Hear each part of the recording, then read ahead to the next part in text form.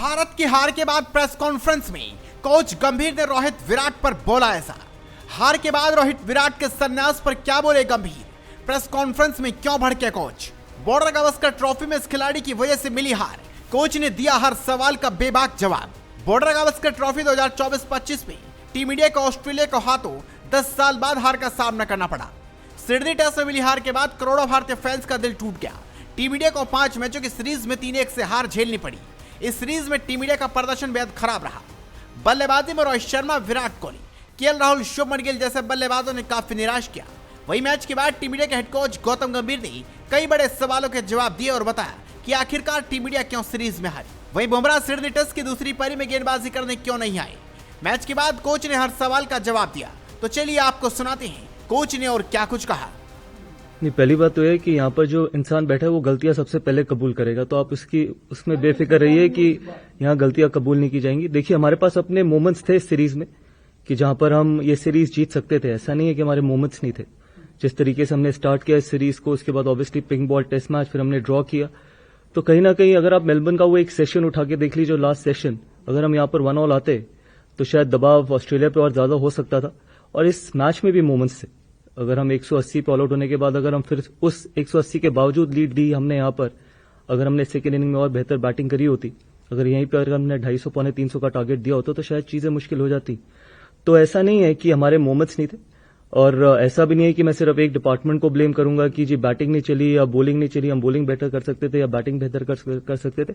I think overall अगर आप देखें तो अगर हमारे को इम्प्रूव करना है और आगे जाके आई थिंक और बेहतर करना है तो हमारे को सारे डिपार्टमेंट्स में बेहतर करना पड़ेगा। I would always like everyone to play domestic cricket.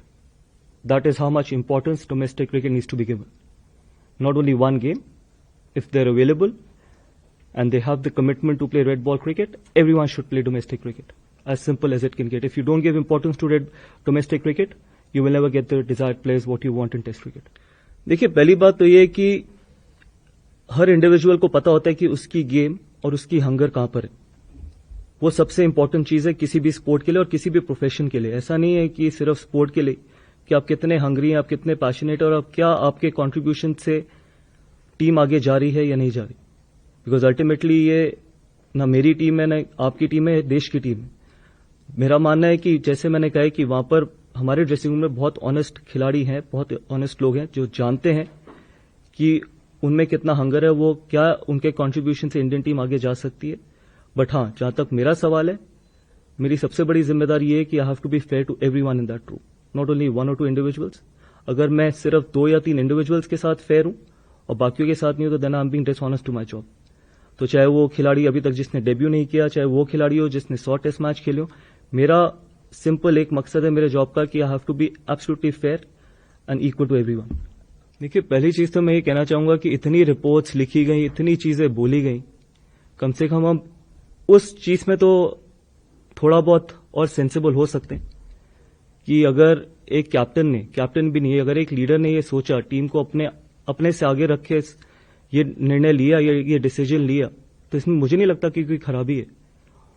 तो बहुत चीजें कही गई, बहुत चीजें बोली गई। तो आई थिंक अल्टीमेटली इंडिविजुअल्स वहां पे बैठे, लेकिन सबसे इंपॉर्टेंट वहां पर टीम है, सबसे इंपॉर्टेंट देश है। तो मेरा मानना है कि आई थिंक बाकी सारे लोग भी, चाहे वो मुझसे शुरुआत होकर जितने भी खिलाड़ी हैं, सबको टीम को आगे रखना चाहिए एज कम्पेयर टू अपने इंडिविजुअल इंटरेस्ट को। और वो रोहित शर्मा ने करके दिखाया। हमने अकाउंटेबिलिटी की बात करी थी और वो शुरुआत टॉप से होती है और वो शुरुआत रोहित शर्मा ने ली है पिछले मैच की।